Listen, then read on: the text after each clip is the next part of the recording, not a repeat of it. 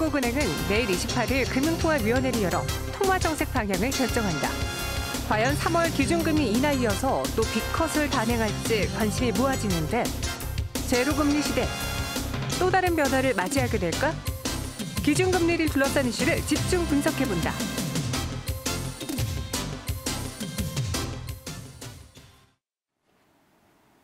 네, 요즘 또 금리 이야기를 할 수밖에 없네요. 내일 한국은행에서의 금통위가 열리게 되고요. 여기서 금리를 또 한 차례 내릴지 결정이 납니다. 이에 대한 이야기도 시장의 여판이요. 저희가 특별 대담으로 준비해봤어요. LG경제연구원 조영무 연구위원과 함께하겠습니다. 어서 오세요. 네, 안녕하세요. 네, 안녕하세요. 이제 내일 열리게 되는데 금리가 지금 인하될 것으로 보는 분들이 많은지 현재까지의 컨센서스는 어느 정도인가요? 제가 느끼기에는 네. 지금 이런 금리 결정을 앞두고 보통 하는 금융시장의 폴 또는 전문가들에 대한 서베이 결과를 놓고 볼 때 상당히 팽팽한데요. 그래도 약간 금리를 인하할 것이라고 전망하시는 분들이 조금 더 많은 상황인 것으로 보이고요.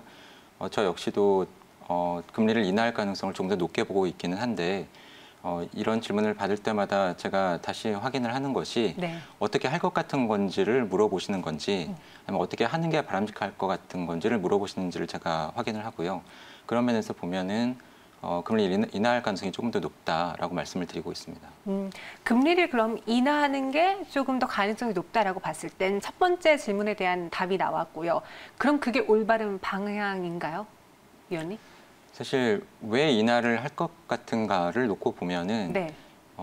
금리 결정도 결국은 금통위원 7분이 하시는 사람들이 하는 결정이다 보니까 어떤 분들이 하시고 그리고 이런 결정을 앞두고 생각을 밝히시는 이야기라던가 또는 그러한 결정을 하시는 분들의 성향이라던가 이러한 것들이 상당히 중요한 변수가 되고요. 실제로 미국에서도 미 연준이 금리 결정을 앞두고 있을 때 네. 이러한 미 연준 이사들 특히 투표권, 보팅 라이트를 가지고 있는 이사들을 대상으로 해서 이 사람들은 비둘기파, 이 사람들은 매파 이렇게 나눠서 분석하는 게 사실 그것 때문입니다. 그런 면에서 보면은 올해 봄에 상당수의 금통위원들이 교체가 되었고요. 교체가 돼서 새롭게 금통위원이 되신 분들의 이러한 성향을 보면은 아무래도 금리 인하 쪽에 투표를 하실 가능성이 높은 분들이 더 많이 보이는 것 같고요. 네. 그리고 이번 금리 결정을 앞두고 하는 총재 역시도 한국은행이 금리를 인하할 여지가 아직은 있다라고 하는 발언 등을 했던 것을 감안을 하면 가능성 측면에서 보면은 인하할 가능성이 높다. 하지만 저 개인적으로는 네. 금리 인하가 조금 더 신중하게 이루어질 필요가 있고 특히 효과성 측면에서 볼 때 정책금리 인하보다는 지금 코로나 상황을 맞고 있는 우리 경제의 특수성을 볼 때 정책금리 인하 같은 가격 변수의 조정보다도 필요한 쪽에 직접적으로 유동성을 공급하는 그러한 대책이 보다 더 효과적이기 때문에 그러한 대책을 먼저 시행하는 것이 바람직하다라고 답을 드리고 있습니다. 지금은 금리를 인하할 가능성이 조금 더 우세해 보이지만 팽팽하다라고도 이야기해 주셨고요. 말씀하신 것처럼 인하에 대한 신중론을 펴시는 분들은요. 아직 이 카드를 꺼내놓기에는 부족하다. 조금 더 심각한 상황에 금리를 인하해야 된다라고 말씀을 하시더라고요. 아껴야 되는 카드라라고 입장을 동일시하는 거죠? 네. 사실 지금 우리나라 정책금리 수준이 0.75%고 한 번도 0%대에 진입한 적이 없었는데 이미 네. 0%대 금리 시대를 맞았고요. 그리고 우리나라는 제로금리라든가 마이너스 금리 정책을 펴고 있는 미국이나 유로존, 일본과 같이 기축통화 또는 국제통화를 보유하고 있는 나라가 아니기 때문에 제로금리나 마이너스 금리까지 가기 어려울 거라고 예상을 하고 있고요. 그렇게 따지면은 금리 인하를 할 수 있는 여력이 이제 많이 남지 않았다고 생각을 하고 있고요. 그러면서 보면은 금리 인하를 한다라고 하면 그 효과가 극대화될 때 해야 된다라고 생각을 하고 있고요. 네.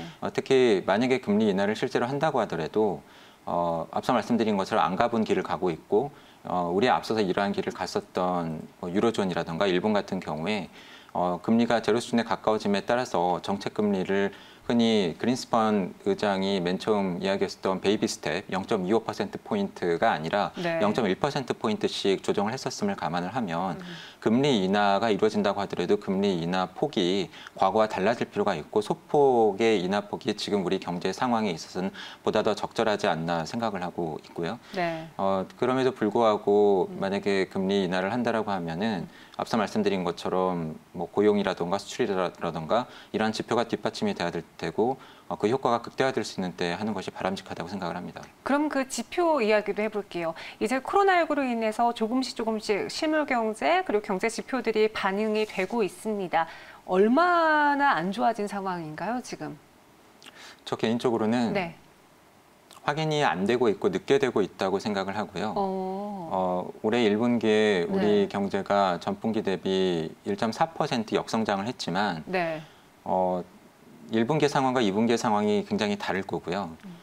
개인적으로는 1분기보다는 2분기가 더 안 좋을 걸로 보고 있는데 하지만 안 좋은 양상이 상당히 다를 수 있는 것이 우리나라에서 코로나19 감염에 대한 공포가 확산되고 사람들이 바깥으로 나가지 않거나 못하게 된 본격적인 시기가 2월 하순이었던 구정 이후였음을 감안을 하면 네. 이러한 민간 소비 위축으로 인한 경제 충격이 사실 1분기의 성장률을 떨어뜨린 중요한 요인이었다고 보고 있고요.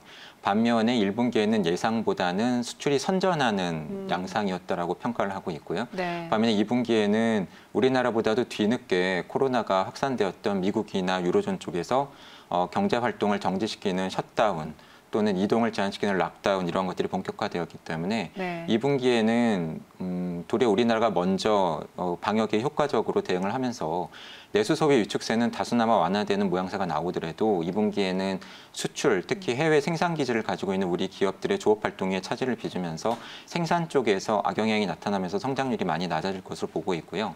근데 이러한 양상을 확인할 수 있는 2분기 지표는 3분기에 가서야 GDP 통계가 나오고 지금 저희가 확인할 수 있는 것은 뭐 매달 발표되는 고용 동향이라든가 산업 활동 동향 정도인데 네. 미국 같은 경우에는 실업수당 청구 건수가 매주 발표가 되기 때문에 그러한 것을 보다 빠르게 확인할 수 있지만 우리나라 같은 경우에는 지금 4월 고용 동향밖에 나오지 않았고 네. 4월 고용 동향에서 나타난 것도 전년 동월 대비 상당히 큰 폭의 취업자 감소수가 이루어지고 있고 그리고 4월까지 확인된 수출 감소세가 전년 동월 대비 20%대인 것을 감안을 하면 4월까지 지표도 안 좋지만 사실 그 이후에 다 안 좋을 수 있다라고 생각을 하고 있습니다. 2분기 해당 내용을 3분기에 확인해서야 우리가 제대로 된 그 피해 정도를 알 수 있을 것이다라고도 이야기해 주셨는데 앞서 저희가 이런 경기를 부양할 수 있는 여러 가지 방안들로 금리를 인하하는 것도 있지만 정부에서의 정책 지원도 막강하게 나오고 있습니다.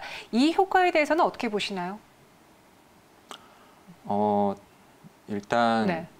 이렇게 경제적인 셧다운이나 락다운 상태에 직면을 해서 실물 경제에 악영향을 미치는 주된 경로는 사람들이 외출, 외식, 여행 같은 걸 하지 않으면서 연관된 업종을 중심으로 기업이나 자영업자들의 매출이 끊기는 것이고요. 네. 그러한 상황에 대응을 해서 정부에서 큰 폭의 자금 지원 또는 유동성 공급 대책을 내놓고 있는데 도움은 되고 있지만은 사실은 저 개인적으로는 충분하지는 않다고 생각하고 있고요.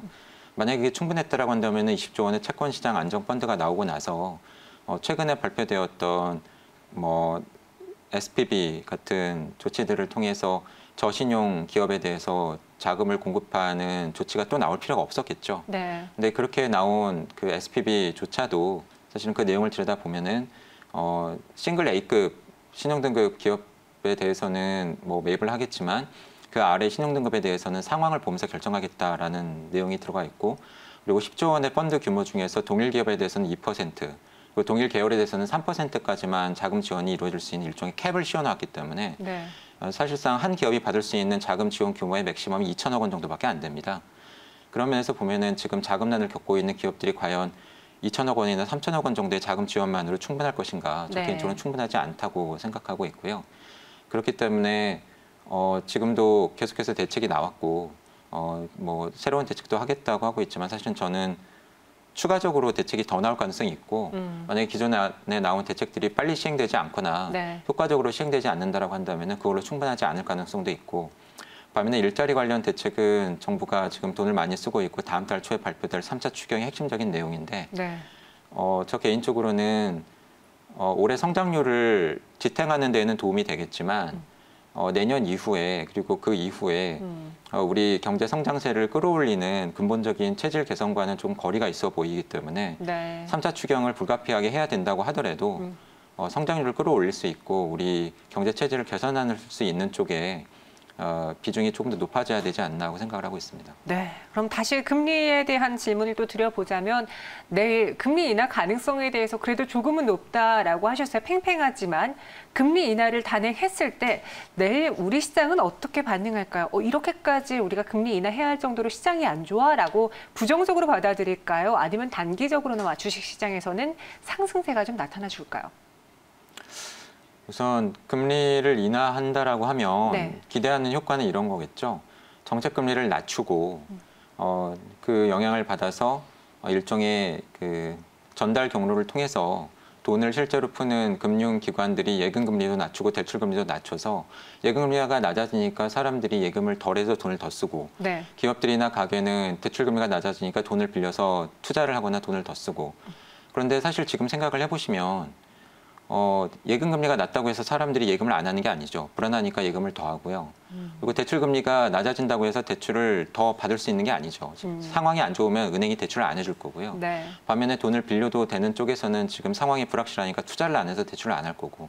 사실 그런 면에서 보면은 정책 금리 인하를 통해서 기대할 수 있는 이런 가격 변수 조정의 효과가 과거에 비해서 크지 않을 수 있다라고 보고 있고요. 반면에 지금 말씀하신 것처럼 한국은행이 저렇게 조기에 정책금리를 추가 인하할 정도로까지 우리 경기 상황이 안 좋은가?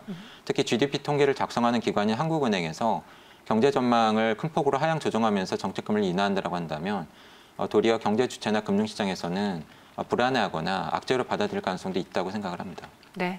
그럼 마지막으로 마이너스 금리에 대해서 여쭤볼게요. 앞서 연구위원님께서 우리가 겪어보지 못했던 제로금리 시대를 밟고 있기 때문에 마이너스 금리까지도 불안하지만 의아하다라고 하셨거든요. 근데 여기에 해외의 경우에는 지금 트럼프 대통령이 엄청나게 연준을 압박하고 있어요. 마이너스 금리 해야 된다고. 전 세계적으로 이 마이너스 금리 기조는 결국 이루어질 수밖에 없을까요? 어떻게 보세요? 마이너스 금리를 채택하는 국가나 지역은 늘어나는 방향으로 갈 것 같고요. 네. 하지만 트럼프 대통령이 이야기하는 것은 경제적인 맥락보다는 다음번 대선을 앞둔 정치적인 맥락으로 해석을 해야 된다고 생각을 하고 있고요. 네. 반면에 유로존이나 일본에서 마이너스 금리를 시행을 하고 나서 어떠한 효과를 거두었나를 옆에서 지켜보았던 미 연준이라든가 미국 같은 경우에는 제 생각에는 최대한 마이너스 금리로 가지 않으려고 이미 파월 의장이 밝힌 것처럼 고민을 하거나 또는 다른 정책 대안을 먼저 쓸 가능성이 높다고 보고 있고요. 개인적으로는 우리나라 같은 경우는 앞서 말씀드린 것처럼 기축통화나 국제통화를 보유하고 있지 못한 나라이기 때문에 마이너스 금리 정책을 쓰는 것은 득보다는 실이 더 크거나 또는 또 다른 리스크를 불러올 수도 있다고 생각을 해서 최대한 신중할 필요가 있다고 생각하고 있습니다. 네, 알겠습니다. 이렇게 내일 있을 금리 결정에 대한 힌트 그리고 그 여파에 대해 이야기 나눠봤고요. 연구위원님 인사드리도록 할게요. 오늘 자세한 말씀 고맙습니다. 네, 감사합니다.